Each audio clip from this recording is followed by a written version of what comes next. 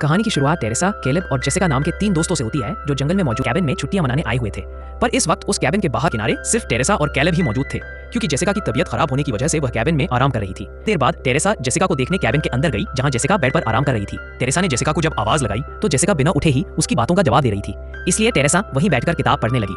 लेकिन अगले ही पल जेसिका बैठ गई और टेरेसा के हाथ में पकड़ी हुई किताब पढ़ने लगी, जबकि उसका चेहरा टेरेसा की ओर था ही नहीं।